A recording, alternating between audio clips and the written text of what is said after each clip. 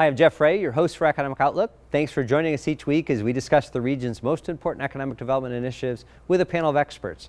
The Kelley School of Business at Indiana University has been sharing its forecasts for the economies of the nation, Indiana, and metro areas for more than 50 years. Each year they visit South Bend, where they team up with the Judd Layton School of Business and Economics at IUSB for a regional, state, and national outlook. We'll dive deeper into this year's findings on today's show. Joining me first to kick off that conversation with a focus on the economic forecast for the South Bend Elkhart region is Hong Zhuang, Professor of Economics and Director of the Bureau of Business and Economic Research at the Judd Layton School of Business and Economics at Indiana University South Bend. Hong, welcome. Thank you. Thank you. Boy, we appreciate the good work you've been doing at IUSB for a long time, and thank you for coming to join us today. Let's talk briefly at a high level. We teased in our opener about this FutureCast event where you team up with the IU Kelley School of Business. Tell us a little bit about this event you do each year. Oh, this is a great event that at this event we share with the local community of the forecast at the international level for the international economy in the next year, and the national level, state level, and then our regional level. And so we got 3 faculty members and staff from Kelley Business School and also Indiana Business Research Center to cover global, international, and state. And I will talk about economic forecast for South Bend, Mishawaka, and Elkhart and Goshen. And we've been doing this in the past, ever since I joined IU South Bend in the past 17 years. Every year we provide this to the community. And it's part of our mission, BBER's Bureau of Business and Economic Research mission to serve and provide the business and economic expertise to the public in local Michiana region. I do think the data and the forecast you provide is really critical. It helps communities, businesses plan, and so thank you for the good work you do diving into the numbers. I think sometimes the splashy news stories about big projects don't tell the whole story, and actually the deep dive into the data gives maybe some better perspective. So you focused in your presentation a little bit on the regional kind of South Bend Elkhart kind of area. So let's dive into that a little bit and talk to us a little bit about some of the key indicators, some of the things the observations that you have about our local region. Of course. So let's begin with a summary of what has happened in the past 8 months of 2024. So what we saw that is there was under the influence of the contractionary monetary policy, and the labor force declined a little bit in South Bend, Mishawaka, but there was a more substantial decline in Elkhart Goshen's labor force. And then unemployment rates moved higher in both regions. We saw non-farm employment increased in South Bend, Mishawaka, but it declined in Elkhart and Goshen. As for the housing market, the supply increased in St. Joseph County, but and at the same time, the good news is that the housing market inflation has eased. So that's the general summary.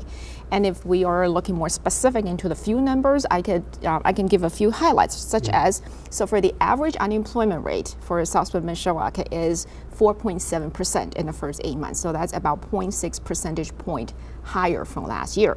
And for Elkhart and Goshen, the average jobless rate climbed to 4.4% and about 0.2 percentage point higher than 2023. Now, notably, both of these unemployment rates are above the the state unemployment rate of 4.2% and national unemployment rate of 4.1%. So we do see our local labor force contracts under the tightening monetary policy. You know, it's interesting when you talk unemployment, for example, because I'm old enough to remember when 5% was good, and anything below 5 was really good. 5 was full employment, I think. But in recent years, we've got sort of used to numbers that were much lower than that, and now they're like creeping 3, high. Right? 3, and then if it's above 4, 4.5, people start getting scared. Yeah, they sure do. So it's interesting, I think, and you mentioned kind of Elkhart, and I just think about jobs over there in particular, RV industry. Obviously, nationally, I think people sometimes say the RV industry is kind of the bellwether that makes predictions and stuff. So you're seeing some things.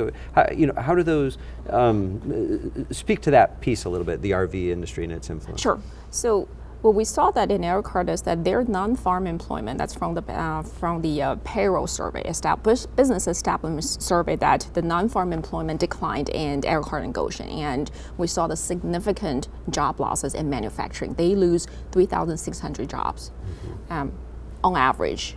So that but mostly tied to the prosperity of RV industry. So RV industry was hit hard in 2023. So their total shipment was down to 313,000 units in 2023, but when it was in 2021, it was a little more than 600,000 units, and then that was down to this much. So it get hit hard, and for the unemployment rate, even though the average seems low, that's 4.4%, I think it's still lower than South Bend, Mishawaka's, but we do see big fluctuations in the Elkhart Goshen's unemployment rate. It was in 1 month, that was in July, it was as high as 5.4%, and then it was down to 4.7% in August. And then now in 2024, we do see some recovery. So in the first 8 months, the total shipment of RV units is around 236,000. So that's about 8.6% higher than the 2023 level. So according to the RV Industry Association prediction that next year it's going to approach, the total shipment is going to approach 350,000 units. So that's about 2016 levels. So hopefully next year we will see the manufacturing jobs start going back a little bit more for this region. Yeah, so as we get back into our last 3 minutes or so, look ahead, talk to the forecast. Again, we say these forecasts you provide are really critical to help communities, businesses make decisions. What's the forecast that you'd share for the South Bend Elkhart areas? Sure. Now for South, so basically what we look forward into 2025 is that we see both optimistic opportunities, but there's also cautionary risks. Now, the good news is that Fed ends its contractionary monetary policy. So, in September, 50 basis points in federal funds rates will cut, and then another 25 basis points cut was announced in November. So that's a good news. We know that lower interest rate is going to stimulate household spending, especially on durable goods, and annual inflation has come down. So overall, we know that about 2 years ago, in 2022, the inflation rate was as high as 9%, but now it's down to 2.6% in November, which is good. So if inflation rate continue to come down, Fed will continue to cut interest rates. So that's the good news, that we have lower interest rate and we would have stabilizing prices. But the risks are that the U.S. savings rate has been declining. It's down to 4.8%. And it's much lower than the pandemic average of 15.1%. And then the huge accumulated household savings from pandemic have been depleted by March 2024. And then the debt level, the household debt level, has been rising. It reaches $17.8 trillion in the second quarter of 2024. So we're seeing that 3 factors: declining savings, depleted pandemic-era reserves, and then rising debt levels. So how much more household consumptions can increase in 2025, right? So we gotta balance those. And then already inflation really has been tamed. We don't know yet. So with all these risks, so for South Bend, Mishawaka, I anticipate the unemployment rate in 2025 between 4.5 to 5%. It would decrease a little bit because if we look back for South Bend, Mishawaka, its unemployment rate has not been stable. It starts with 4.3% in January, and then down to 4% in April, but then back up to 5.2% in August. I know that recently it has been come down a little bit, but most of this due to temporary hirings because of a holiday season. But in 2025, as the monetary easing cycle began in September this year, it takes time for the policy impact to unfold. So unemployment really will come down, but it's going to be gradual. And similarly, for Elkhart and Goshen, I anticipate the unemployment rate is also between 4.5 to 5%. Similar reasons, because of the lower interest rate, because of the tamed price levels. So it would take time for manufacturing to add jobs in Elkhart and Goshen, and then to boost the labor force participation and then reduce the unemployment. Great. Hung, thank you. Hung Sure. Zhuang, IUSB professor, thank you for sharing your forecast. We'll be right back. I'm here in South Bend on the campus of IUSB. I am joined today by Dr. Bragu. Doctor, thank you for being with us. Thank you for inviting me. You are a professor of economics here at IUSB. And for our listeners and viewers who maybe don't know too much about economics, what does that study entail? Well, basically, we study how humans make decisions. That's the basic of it.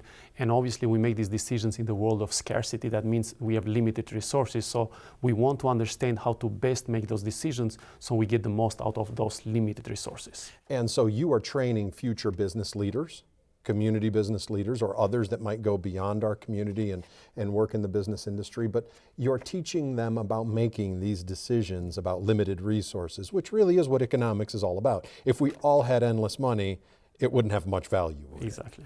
All right, and I know that for some of our viewers, they may be familiar with what you guys call FutureCast. It is your program here at IUSB where you invite some economists in to talk about the economy. That happened recently, didn't it? Yes, just recently on November 19th, we had our last one. We do this every year where we invite a group of economists, usually from Bloomington, and we have one of our own economists here. They talk about the local economy here, they talk about the state economy, and they also talk about the international and national economy, where we introduce students to what's supposed to happen in the next year or what we expect to happen. Obviously, always these are predictions, and often they do get close, but obviously we try to do our best on those. Sure.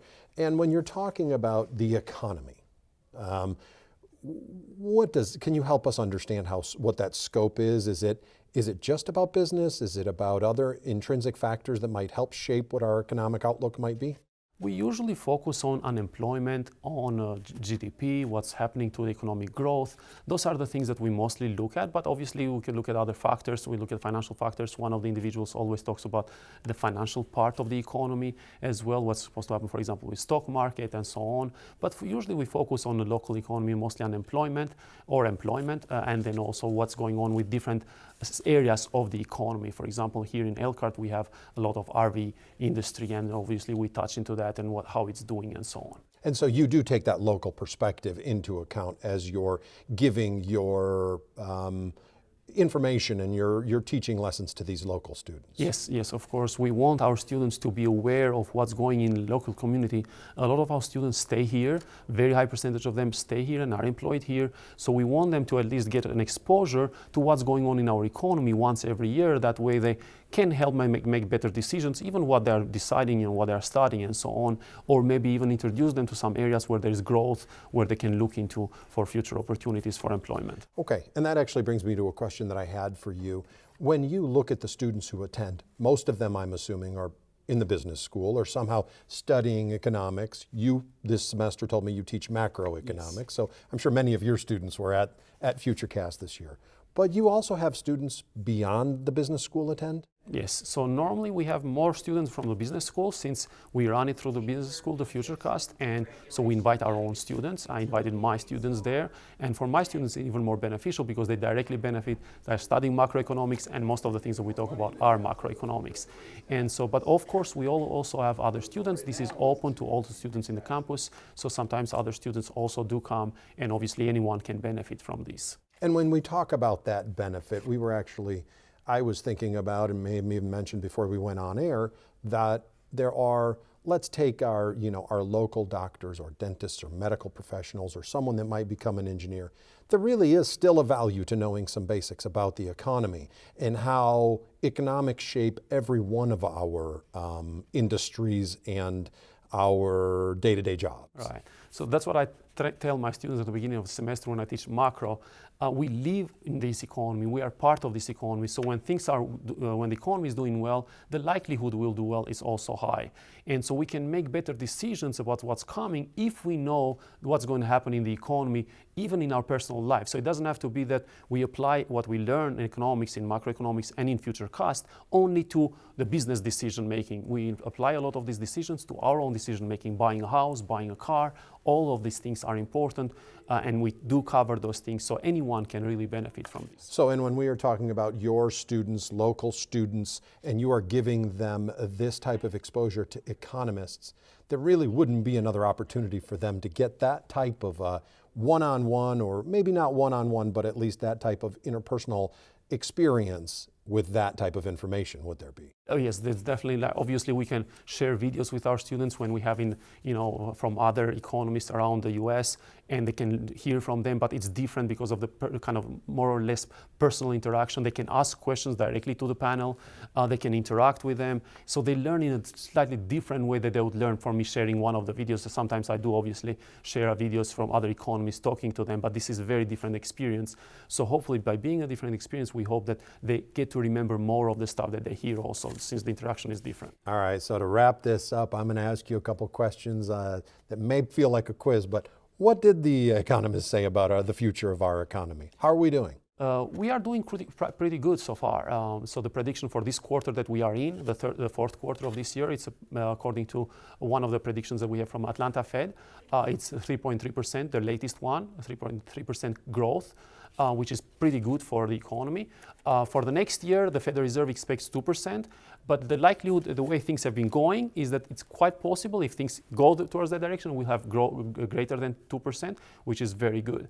The only issue we kind of have is now that the decrease in prices, or rather the slowdown in inflation rate, is kind of, it's not continuing.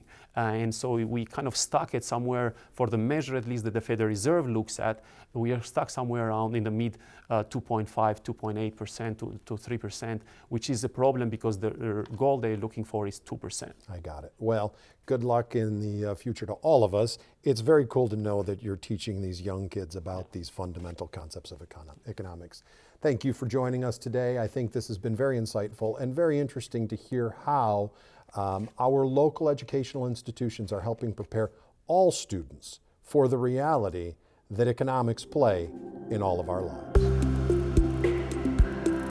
Joining next to continue our 2025 Economic Outlook discussion with a focus on the national economy is Chad Hamm, an associate professor at the Kelley School of Business at Indiana University. Chad, welcome.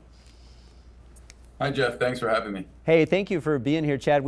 Thanks for the FutureCast event you did up here in South Bend. This is we're glad to share some of this insight for our viewers. Before we get started on your outlook, talk a little bit about just what you do at IU.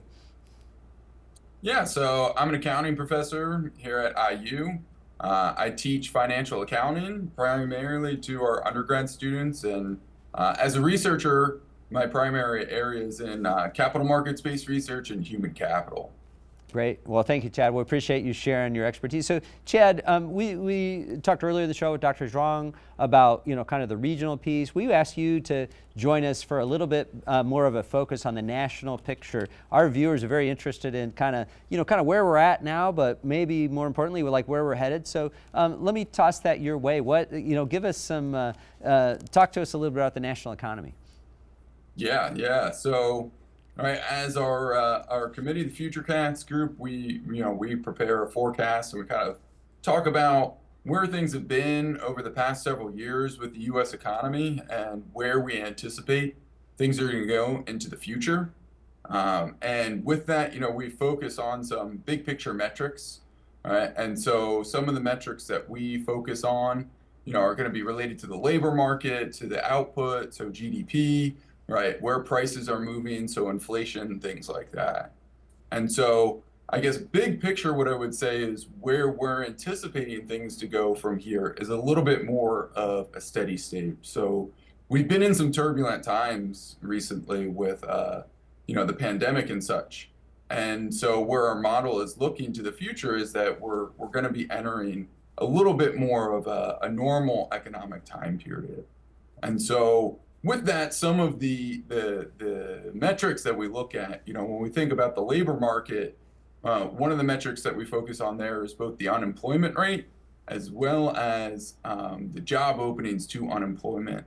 And so in the aftermath of COVID, we had really low unemployment, right, and a lot of demand for employees. So a lot of job openings relative to the unemployed individuals who could potentially fill those roles.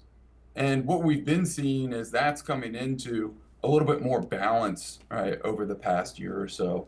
And we expect that to continue into the future, which is a good thing, having that labor market in balance. When it comes to output, GDP, we've seen extremely strong growth, right? And a lot of that has been driven by consumer demand, so consumer demand for products and such. And so that's been good, but the downside to that is that demand for products has led to some inflation. And so inflation, right, we felt that recently, right? It's been coming down, but the latest reading was a little bit of a tick up. So we do anticipate that inflation is going to continue reducing, right, over the next year, but there is some uncertainty, as always, surrounding that figure. So I guess what I would say, big picture, what we're anticipating is, entering a little bit more of a steady state. So getting GDP growth around 2%, unemployment as well, or inflation around 2% as well, right? Approaching those figures. Great. No, I like it. Chad, thank you for sharing this. And the Kelley School has been doing this for 50 plus years, and we appreciate you bringing this input to Indiana and kind of talked about these key factors. Obviously, as we've talked locally, we were kind of going through some of those same issues with labor market and some of those things. And I think we're pleased to hear a little bit kind of this steady, kind of more normal period or ahead. Talk to us a little about, maybe factors that maybe influence some of this. Like I think, just for example, of rising wages that lead to some inflation or trade or different kind of things. Help us understand, get in your brain a little bit more about some of the factors that influence things like the labor market or GDP or some of that stuff. Yeah, so a lot of this it all kind of ties back to supply and demand, right? And so, right, GDP growth, right, was strong. We had a lot of demand, right, post-COVID, right, with a strong labor market, right, and there was stimulus given to individuals, so there was a lot of money there to be spent. But on the supply side, there were some bottlenecks, right? There was a lot of disruption within supply chains stemming from COVID that took time to alleviate. And so that's where a lot of the inflation came from, right? So we had excess demand, not enough supply, right? And that drove prices up, right? Now, when people feel that is when inflation is higher than wage growth, right? One of the things you just mentioned. Now, one of the positive indicators is that we've actually seen more recently that flip where wage growth has been increasing more quickly than inflation, which is a really good thing for individuals.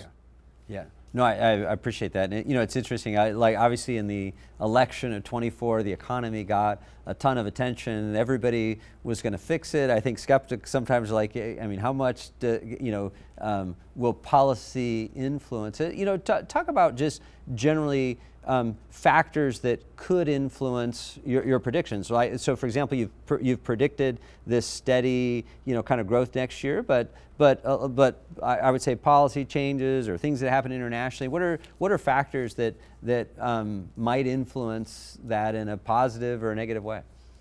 Yeah, so I would say two big risk factors to our forecast at the moment. I would say first is with inflation.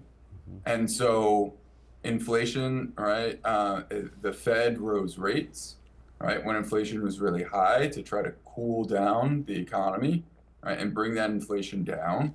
And so we've seen inflation coming down, right, but now the Fed has begun to cut rates, right, and where things are going to go on that front moving forward is a little bit uncertain because the latest reading showed that inflation ticked up a little bit, right? And the market is still expecting that the Fed is going to continue to cut rates at the next meeting. But again, that's an area where it's unclear precisely what is going to happen, right? As well as some of the policy implications, right? So what some policies are put into place, whether it be tariffs and such, right? Those things can all impact inflation as well because it impacts prices, right? So there is some uncertainty surrounding where that goes.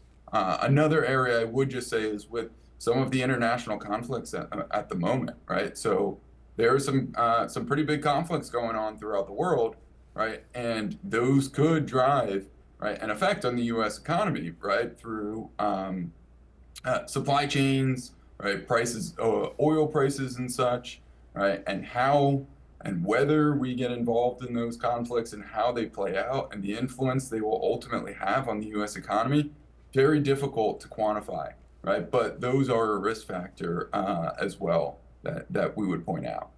Great. Chad, our last 30 seconds, any final words to our viewers on what they should be thinking about the national economy? Yeah, I guess one thing that I would say is, there's this concern about where rates are right now, right? And so, right, for making big purchases like a house, right, and an auto loan, right, that's going to be driven a lot by rates, right? And there's been a lot of concern over that. with rates coming down, that's a good thing for that area. But I guess one thing that I would just say as well, right, we've experienced recently a period of extremely low rates, right? If we look back historically, rates have actually, where we're at right now, aren't as much of an anomaly. We were really more, the past couple decades were more the anomaly with having rates at near zero. And so I think it is just interesting what's going to happen with rates and how people feel about that moving forward. Awesome. He's Chad Hamm. He's a professor at IU Kelley School of Business. Chad, thank you so much for joining us today. Thanks for having me, Jeff. That's it for our show today. Thank you for watching on WNIT or listening to our podcast. Find Economic Outlook at WNIT.org, YouTube, or on most major podcast platforms. Like us on Facebook, follow us on Twitter. I'm Jeff Ray. I'll see you next time.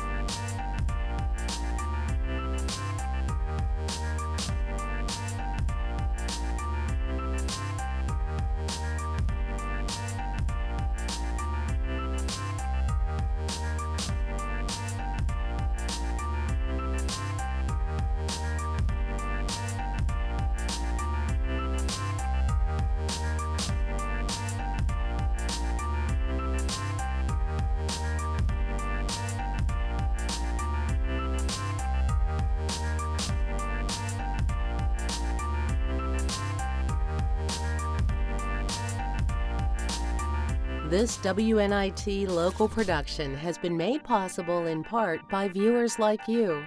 Thank you.